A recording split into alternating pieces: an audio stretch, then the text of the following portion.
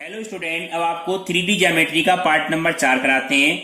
इसमें ये क्वेश्चन है, एक रेखा का कार्तीय समीकरण x minus 5/3 y plus 4/7 z minus 6/2 है। इसका सदिश समीकरण हमें ज्ञात करना है। देखो, सदिश समीकरण ज्ञात करने के लिए देखेंगे ये रेखा किस बिंदु से होकर जा रही होगी। ठीक है, इसका समीकरण तो हमारा यह है x माइनस 5/3। तो किससे होकर जा रही होगी? 5 माइनस 4 और 6 से होकर जा रही होगी। ठीक है, ये हमने कैसे पता लगाया? इसकी तुलना हमने किससे कर ली? x माइनस के x1/a बराबर y माइनस y1/b बराबर z माइनस z1/c से क्या कर दी हमने? इसकी तुलना कर दी। जो x1 y1 z1 होता है उस बिंदु से देखा जाती है। तो यहाँ x1 y1 z1 की जगह ये बिंदु है हमारा। जहां प्लस का होगा तो वहां माइनस आ जाएगा कि तुलना करने पे। ठीक है, अब इसके दिक् अनुपात क्या होते हैं स्टूडेंट? ये हमारे क्या होते हैं? दिक् अनुपात। ठीक है, तो ए वेक्टर हमारा किससे बनेगा? जो जिस बिंदु से रेखा होकर जाती है। तो ए वेक्टर तो हमारा क्या हो जाएगा? हमारा 5y minus 4j plus 6k cap. और बी वेक्टर जो इसकी दिक् अनुपात होते हैं स्टूडेंट उससे बनता है। तो बी वेक्टर हमारा क्या हो जाएगा? 3i plus 7j plus 2k cap. तो हमारा ये आ जाएगा रेखा का सदिश समीकरण होता क्या है?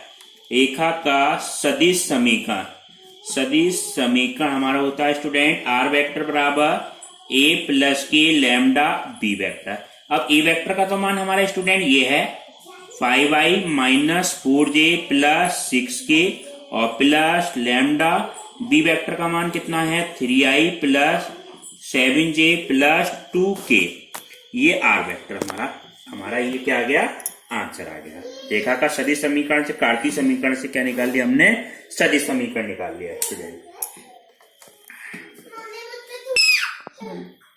नेक्स्ट क्वेश्चन देखें स्टूडेंट, बिंदु 3 माइनस 2 माइनस 5 और 3 माइनस 2 और 6 के को मिलाने वाली से गुजरने वाली रेखा का सदिश समीकरण तथा कार्तीय रूप में समीकरण ज्ञात करना है। दो बिंदु को मिलाने वाली रेखा का सदिश समीकरण और कार्तीय समीकरण हमें स्टूडेंट। दो बिंदु आपके कौन कौन से हैं? अब इसका सोल्यूशन देखें स्टूडेंट। ये दो बिंदु कौन से हैं आपके? 3 माइनस 2 माइनस 5, 3 माइनस 2 और 6। दो बिंदु से होकर जाने वाली रेखा का कार्तीय समीकरण x minus x1/x2 minus x1, y minus y1/y2 minus y1, z minus z1/z2 minus z1। अब x1 y1 z1 हमारे क्या है? ये बिंदु है। x1 की जगह वैल्यू कितनी है हमारी? 3, y1 की जगह वैल्यू कितनी है? -2 और z1 की जगह वैल्यू कितनी है? -5 है। तो ये हमारा क्या हो जाएगा?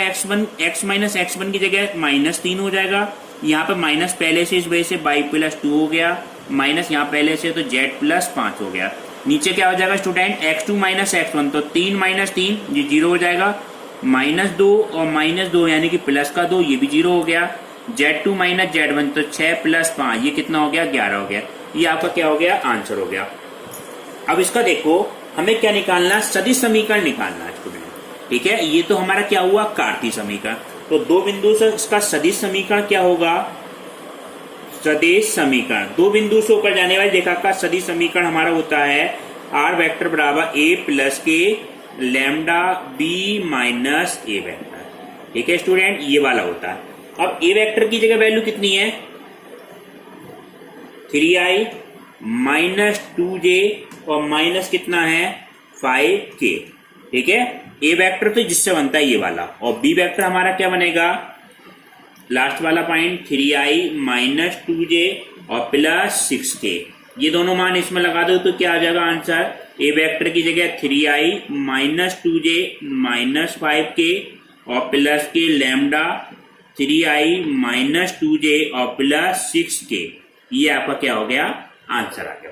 ठीक है, बिल्कुल सिंपल है सदिश समीकरण और कार्तीय समीकरण। अब आप देखें दो रेखाओं के मध्य का कोण स्टूडेंट। ठीक है स्टूडेंट, अब देखो दो रेखाएं हमें दे रखी हैं। जैसे OA रेखा है और OB रेखा है और इसके बीच का कोण कितना है? थीटा है। और इसके दिक् अनुपात दिक् कोज्या हमारी L1 M1 N1। ये क्या हमारी पहली रेखा की दिक् कोज्या है। और इसकी दिक् कोज्या हमारी स्टूडेंट क्या है? L2 M2 N2। ये दूसरी रेखा की हमारी क्या है? दिक् कोज्या। इसके बीच का हमें कोण निकालना है। तो इसके लिए फार्मूला होता है, ये फार्मूला याद करना है आपको। कॉस थीटा बराबर L1 L2 M1 M2 plus N1 N2। Cos theta का मान हमारा क्या होता है, ये वाला होता है।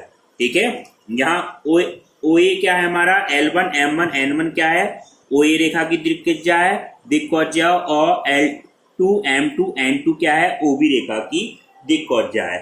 यदि OA रेखा के दिक् अनुपात हमें क्या दिए हो, मान लो OA और OB हो, इसमें हमें क्या दिए हो, ये A1 B1 C1 हमारे क्या दिए हो, दिक् अनुपात दे रखे हो, दिक् अनुपात। और इसके दिक् अनुपात हमारे स्टूडेंट क्या है, A2 B2 और C2 इस रेखा के क्या हो, दिक् अनुपात हो हमारे। ठीक है, तो cos थीटा का हमारा फार्मूला कौन सा होता है, cos थीटा बराबर हमारा होगा student A1 A2 B1 B2 C1 C2 upon √ के अंदर A1 square plus B1 square plus C1 square, और √ के अंदर क्या आ जाएगा, A2 स्क्वायर और B2 स्क्वायर और C2 स्क्वायर। cos थीटा का मान हमारा क्या आ गया, ये आ गया। ठीक है, cos थीटा दोनों रेखाओं के बीच का कोण। अगर दोनों रेखाएं क्या हो, लंबवत हो। ठीक है, यदि दोनों रेखाएं आपस में कैसी हो, लंबवत, इस तरह से हो। ठीक है, ये इसके दिक् कौन दिया, L1 M1 N1 हो, L2 M2 और N2, और थीटा बराबर कितना है, 90 स्टूडेंट। तो cos थीटा बराबर अभी क्या बताया था सूत्र, L1 L2 M1 M2 N1 N2। तो थीटा की जगह क्या लगाना है, हमें 90 डिग्री लगाना। तो cos 90 बराबर क्या हो जाएगा, L1 L2 M1 M2 N1 N2। cos 90 का मान कितना होता है स्टूडेंट, 0। तो ये वाली कंडीशन सेटिस्फाई होनी चाहिए, L1 L2 M1 M2 और N1 N2 बराबर क्या आ जाएगा, 0। अगर दो रेखाएं आपस में क्या हो, लंबवत होंगी, तो ये वाली कंडीशन हम सेटिस्फाई करेंगे। ये क्या है, हमारे दिक् त्रिज्या में। यही कंडीशन अगर दिक् अनुपात में हो, तो दिक् अनुपात के लिए आपको थीटा का मान 90 डिग्री यहाँ पे रखना पड़ेगा स्टूडेंट। अगर हम थीटा का मान इस सूत्र में रखें, थीटा बराबर 90 डिग्री, अगर रेखा लंबवत हो और दिक् अनुपात दे रखे हो, तो cos 90 बराबर क्या हो जाएगा student, A1 A2 B1 B2 और C1 C2 अपॉन √ के अंदर क्या आ जाएगा, A1 स्क्वायर B1 स्क्वायर और C1 स्क्वायर, √ के अंदर क्या आ गया, A2 स्क्वायर B2 स्क्वायर और C2 स्क्वायर। cos 90 का मान क्या होता है स्टूडेंट, 0 होता है। तो ये क्या हो जाएगा, A1 A2 B1 B2 और C1 C2 बटे √ के अंदर जो भी वैल्यू होगी हमारी, A1 स्क्वायर B1 स्क्वायर और C1 स्क्वायर, और ये value A2 square B2 square और C2 स्क्वायर, इसकी हम क्रॉस गुणा करेंगे तो ये वैल्यू तो 0 हो जाएगी। तो क्या कंडीशन आ गई, A1 A2 B1 B2 और C1 C2 बराबर कितना होगा, 0। ये बहुत इंपॉर्टेंट कंडीशन है, इस पर क्वेश्चन आते हैं आपके। अब आप देखें, ये क्वेश्चन आपका ये है, निम्नलिखित रेखा युग्म के बीच का कोण ज्ञात करना है। पहली रेखा क्या दे रखी है, 2i - 5j + k + lambda 3i + 2j + 6k, और दूसरी रेखा हमारी क्या है, 7i - 6j + μi + 2j और +k कितना है, 2k। इसमें आपका इसकी समीकरण 1 और 2 की तुलना r वेक्टर बराबर a + लैम्डा b वेक्टर से कर लेंगे, तो आपका मान क्या आ जाएगा, b1 वेक्टर का मान कितना आएगा, 3i + 2j और +6k, और b2 वेक्टर का मान क्या आ जाएगा, i + 2j और +2k। ठीक है, इसमें देखो एक सूत्र होता है आपका, अगर दो रेखाएं हमें ये दे रखी हो, सदिश में दे रखी हो, r वेक्टर बराबर पहली रेखा दे रखी हो a1 + लैम्डा b1, और दूसरी रेखा सदिश रूप में दे रखी हो r वेक्टर बराबर a2 + म्यू b2। ठीक है, b2 वेक्टर। तो इसमें इसके बीच का कोण अगर थीटा हो तो cos थीटा, अगर रेखा सदिश रूप में दे रखी है तो इसके बीच का कोण आपका क्या आता है, b1 dot b2 upon b1 vector का मापांक और b2 वेक्टर का मापांक, ये सूत्र आता है। ठीक है, ये सदिश रूप में दे रखी हो तब लगाना है आपको। अब b1 b2 वेक्टर का मान हमें क्या निकाला था, b1 वेक्टर का मान हमारा आया था, b1 वेक्टर का मान 3i + 2j और +6k आया था स्टूडेंट, और b2 वेक्टर का मान कितना आया था, आई प्लस 2j और प्लस 2k वेक्टर। ठीक है, ये वैल्यू हमें कहाँ रखनी है, इस जगह रखना है। तो देखो बिल्कुल ध्यान से समझो, ये क्या आ जाएगा, कॉस थीटा बराबर 3i plus 2j plus 6k और dot product i plus 2j plus 2k upon under root के अंदर इसका स्क्वायर कितना हो जाएगा, 9 प्लस 4 प्लस 36। ठीक है, इसका मैंने क्या ले लिया, इसका मापांक ले लिया। अब इसका मापांक कितना आ जाएगा, 1 प्लस 4 प्लस 4। ठीक है, अब इसका डॉट प्रोडक्ट कैसे करते हैं, आपका i का डॉट प्रोडक्ट i के साथ, j का डॉट प्रोडक्ट j के साथ, k का डॉट प्रोडक्ट k के साथ। तो cos थीटा स्टूडेंट क्या आ जाएगा, ये cos थीटा बराबर 3, ये कितना है हमारा 3i डॉट i और प्लस की कितना हो जाएगा 4j डॉट j और प्लस कितना हो जाएगा 12, 6 दूनी 12 और k डॉट k। और ये वैल्यू क्या आ जाएगी स्टूडेंट, ये वैल्यू 36 4 40 और 4 49, अंडर रूट के अंदर 49 और इंटू अंडर रूट के अंदर 4 4 8 और 1 9। तो cos थीटा बराबर कितना हो जाएगा, 3 प्लस 4 प्लस 12/7 और 3, ये जोड़ दो आप, कितना आ गया 7, 12 और 7 कितना 19। तो cos थीटा बराबर क्या आ गया 19/21। तो थीटा बराबर क्या आ गया, cos इनवर्स 19/21। ये आपका क्या आ जाएगा, फाइनल आंसर। ठीक है स्टूडेंट,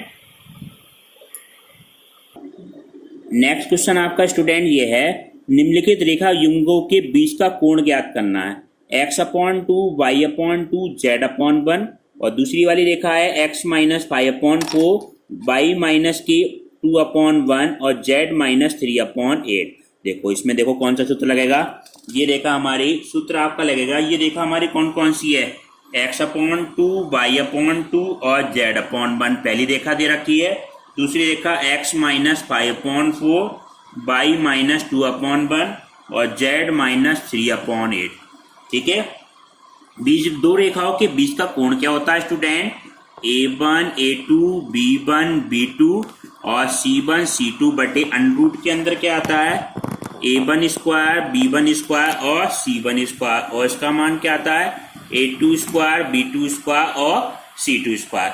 यहाँ a1 b1 c1 की वैल्यू हमारी जो क्या होती है, ये नीचे वाली वैल्यू हमारी क्या होती है, a1 b1 c1, और दूसरी रेखा के लिए a2 b2 और c2। इसकी तुलना करते हैं हम x - x1 upon a1 y - y1 upon b1 z - z1 upon c1 से। इस तरह से तुलना करेंगे तो इसका मान आ जाएगा, तो ये a1 का मान क्या रखें स्टूडेंट 2, a2 का मान कितना है 4। इसी तरह आप क्या रखें, b1 का मान 2 और b2 का मान कितना 1 प्लस 1 गुणा 8।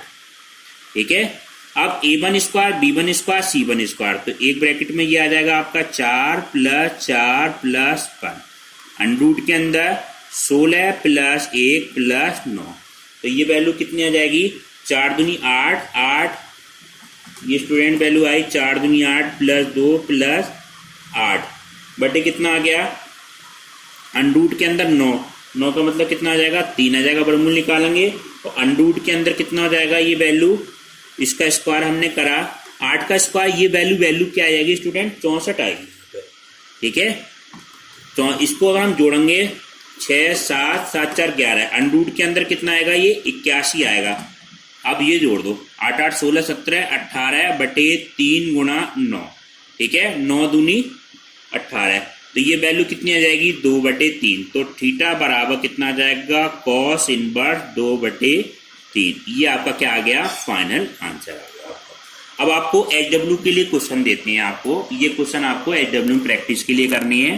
देखो पहला क्वेश्चन है, यदि रेखाएं x - 1/-3 y - 2/2k z - 3/2 और x - 1/3k y - 1/1 z - 6/-5 पर क्या है, परस्पर लंब हो तो k का मान ज्ञात। तो क्या कर लगाना आपको, a1 a2 b1 b2 c1 c2 बराबर क्या कर देना 0 कर देना, उससे k का मान आपका क्या निकल आएगा, आंसर आ जाएगा k के मान को।